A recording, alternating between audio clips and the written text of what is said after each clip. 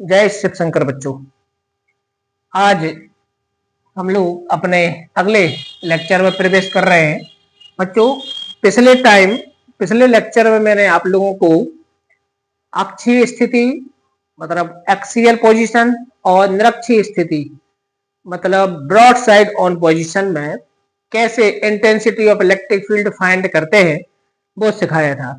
तो मैं थोड़ा सा आपको रिवाइज करा दूं। ई अक्षीय, जो अक्षीय स्थिति है हमारी, अक्षीय स्थिति, इस अक्षीय स्थिति में हमारा ये जो वैल्यू है वो निकली थी 1/4πε0 2p अपॉन आर क्यू।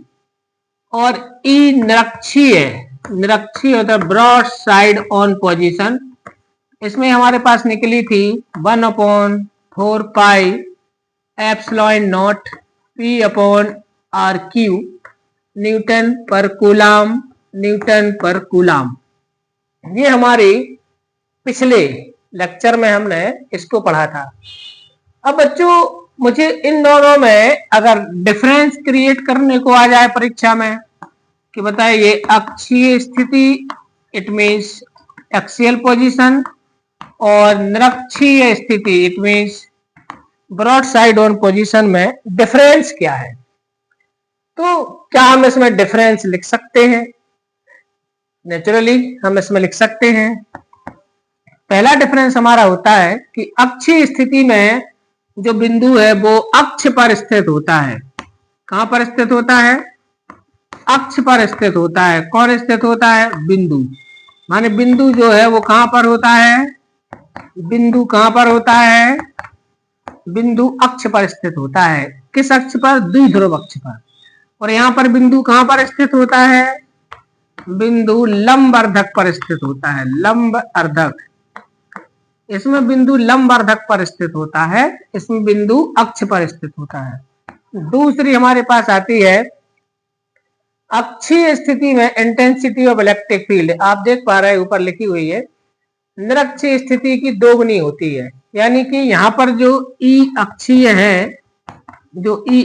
है, ये 2 गुणित ई निरक्षीय है। माने निरक्षीय स्थिति में तीव्रता की कितनी गुनी होती है? 2 गुनी होती है। ये देखें यहाँ पर ये 2 दिख रहा है। और इसमें क्या लिखेंगे? ई निरक्षीय जो है, निरक्षीय स्थिति में तीव्रता 1/2 गुणित ई अक्षीय। अक्षीय स्थिति में तीव्रता की लगभग कितनी होती है? आधी होती है। तीसरा है इसकी दिशा जो है -2 होती है। अक्षीय स्थिति में एक्सियल पोजीशन में इंटेंसिटी ऑफ इलेक्ट्रिक फील्ड का डायरेक्शन -2 होता है।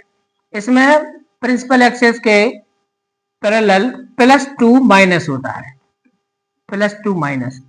तो इसका जो डायरेक्शन है वो -2+ होता है, इसका डायरेक्शन जो है वो +2- होता है। तो ये हमारे लिए इनमें 3 अंतर है।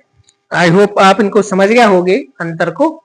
अब देखिए, अब हमारे लिए आज एक नए डेरिवेशन के बारे में पढ़ना है, तो आप उस पर बात करते हैं।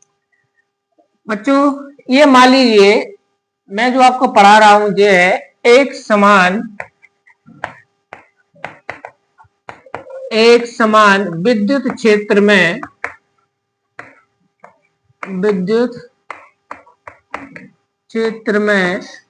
वैद्युत द्विध्रुव मतलब इलेक्ट्रिक डाइपोल,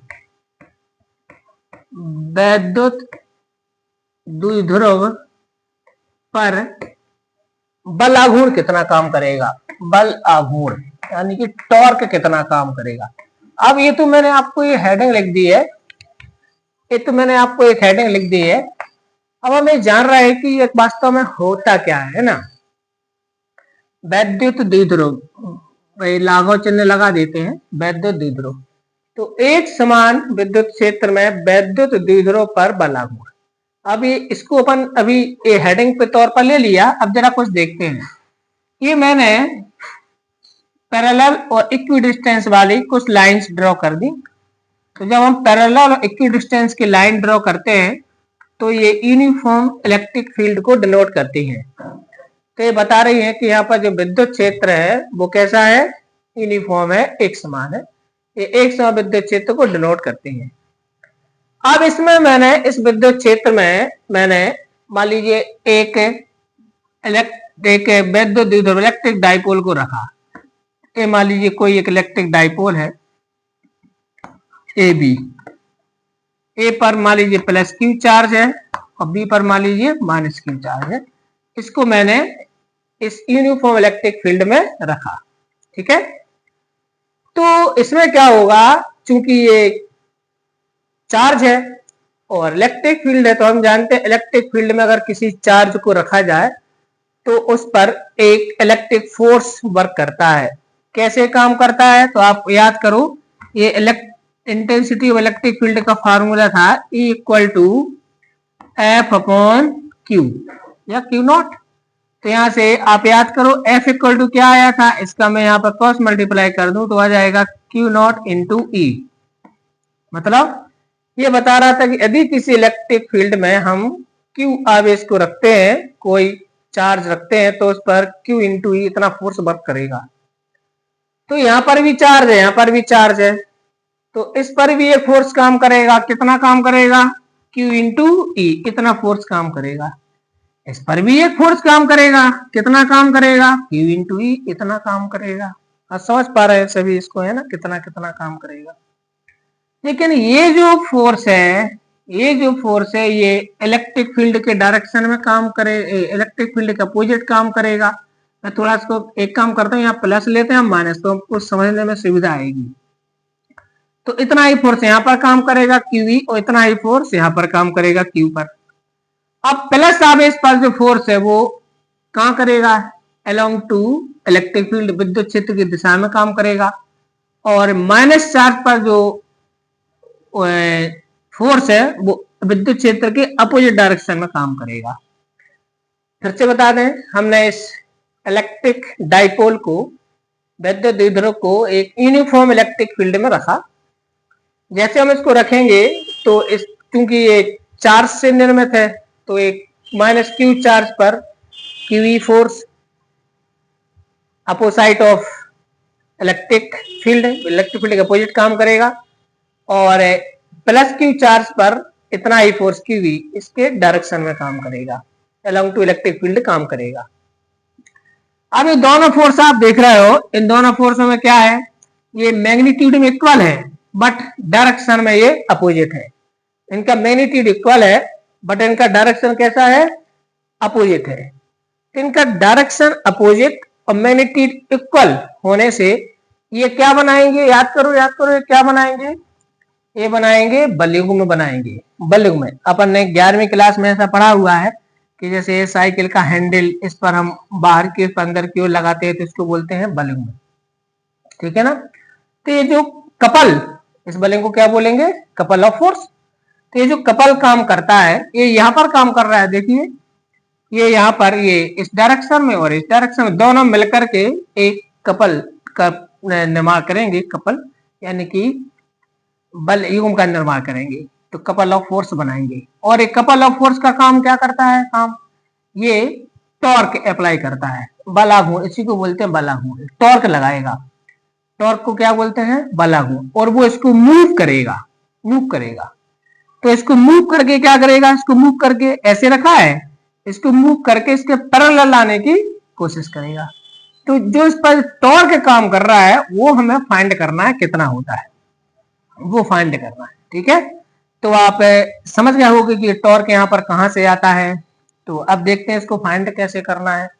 तो इसका हम जब थोड़ा सा इंट्रोडक्शन लिखेंगे तो हम मानेंगे कि E एक समान विद्युत क्षेत्र है, इसमें कोई विद्युत द्विध्रुव AB रखा हुआ है, और A पर माइनस क्यू चार्ज और B पर प्लस क्यू चार्ज है, और दोनों के बीच की जो दूरी है वो कितनी है, 2a है।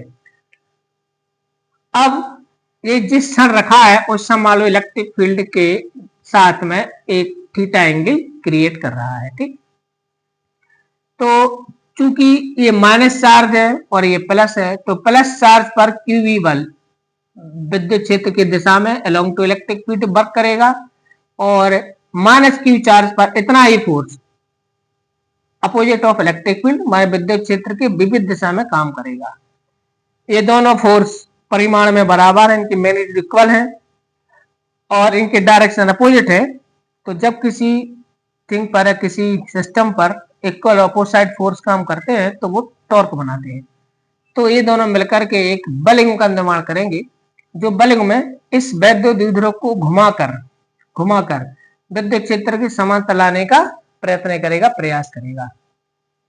यह इसके जो प्रयास होता है, इसका जो प्रयत्न होता है, इसका जो बल की जो शक्ति होती है घुमाने की, उसको हम बलाघूर्ण कहते हैं। और बलाघूर्ण का कैलकुलेशन कैसे करते हैं? बलाघूर्ण को हम टाउ या टो से शो करते हैं। तो टाउ बराबर होता है बलों में से एक बल, यानी कि बल गुणित दोनों बलों के बीच की दूरी। बल गुणित बलों की क्रिया रेखाओं के बीच की दूरी, क्रिया रेखाओं के बीच की दूरी, ये इसका फार्मूला होता है। ठीक है, अभी क्रिया रेखा क्या होती है? ये फोर्स इस डायरेक्शन में काम कर रहा है, जिसकी क्रिया रेखा ये है, और ये इस डायरेक्शन में काम कर रहा है, इसकी क्रिया रेखा ये है। तो ये जो क्रिया रेखा इनके बीच की न्यूनतम दूरी, मतलब ये वाली चाहिए आपको, ये दूरी कितनी है? ये बी, और इसको मैं दे देता हूँ सी नाम। तो ये वाली दूरी हमें चाहिए है, ये कितनी है? तो मैं इसको अगर सिंबल में लिखूं तो बल तो हो जाएगा क्यू इंटू ई।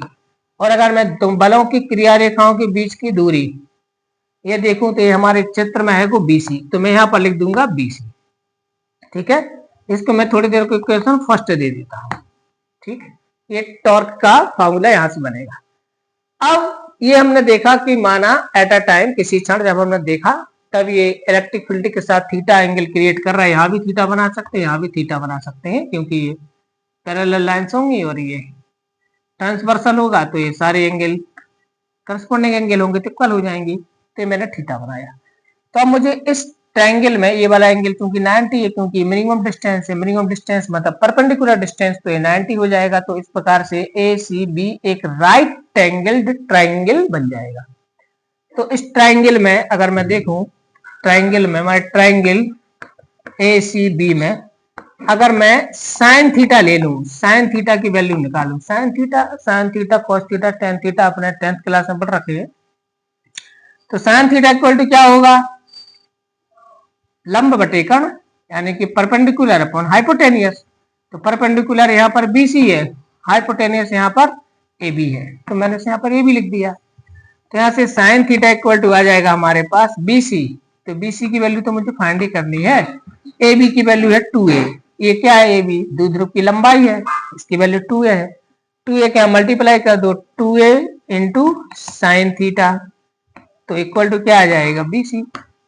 अब अगर मैं बीसी की वैल्यू यहाँ पर पुट करूं इक्वेशन फर्स्ट में, समीकरण 1 में बीसी का मान रखने पर, बीसी का मान रखने पर समीकरण 1 ढूंढिए, ये है समीकरण 1, यही है ना। तो यहां से हमारे पास टाउ इक्वल टू क्या आएगा?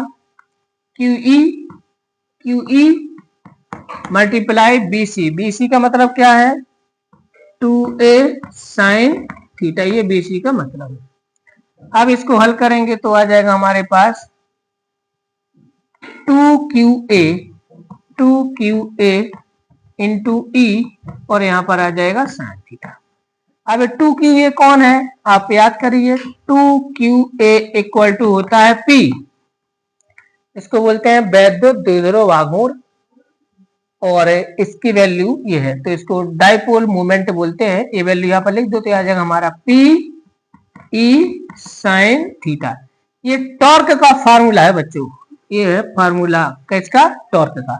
तो अगर किसी इलेक्ट्रिक डाइपोल को यूनिफॉर्म इलेक्ट्रिक फील्ड में रखा जाए फ्रीली मूव होने के लिए, तब उस पर एक टॉर्क काम करता है, और इस टॉर्क का वैल्यू होती है टाउ इक्वल टू, मैग्नीट्यूड होता है tau equal to p sine theta. अब मैं अगर इसको मैं वेक्टर फॉर्म में लिखूं तो आप याद करिए, अपन ने 11th क्लास में पढ़ा है, A cross B equal to A B sine theta होता है। ऐसे ही पी ई साइन थीटा को पी क्रॉस ही लिख देंगे। तो टाउ वेक्टर इक्वल टू क्या आएगा हमारे पास? P vector cross E vector, इसको क्रॉस बोलना है। तो जो हमारे पास वेक्टर फॉर्म में फार्मूला है। अब टाउ का जो डायरेक्शन है वो पी वेक्टर और ई वेक्टर के तो कंबाइंड तल है उसके लंबवत परपेंडिकुलर होगा। तो ये हमारे पास टाउ इक्वल टू आ गया पीई साइन थीटा, या इसी की वैल्यू है पी क्रॉस ई। अब इसकी आपसे कभी कभी मैक्सिमम और मिनिमम वैल्यूज पूछ लेते हैं। तो जरा देखिए, इफ यदि थीटा की वैल्यू, थीटा जिस एंगल पर ये है उस समय थीटा की वैल्यू होगा 0 है। कितनी बच्चों? थीटा की वैल्यू 0। अगर थीटा की वैल्यू 0 है, इन दिस केस टाउ की वैल्यू क्या आएगी? टाउ की वैल्यू आएगी पी ई साइन 0। साइन 0 की वैल्यू 0 होती है तो पी ई इंटू 0, तो फाइनल आंसर क्या हो गया? 0। ये मिनिमम वैल्यू है, टाउ की मिनिमम वैल्यू है। माने टाउ मिनिमम हो जाता है, कब हो जाता है? जब थीटा की वैल्यू 0 होती है, मीन्स ए इसके पैरेलल रखा हो। और इफ अगर थीटा की वैल्यू 90 है, 90 डिग्री है, देन टाउ की वैल्यू हमारे पास आएगी पीई इंटू साइन 90। साइन 90 की वैल्यू 1 होती है तो पीई इंटू 1, आंसर आ गया पीई। ये मैक्सिमम वैल्यू है, ये मैक्सिमम है, और ये वाली वैल्यू है वो मिनिमम है।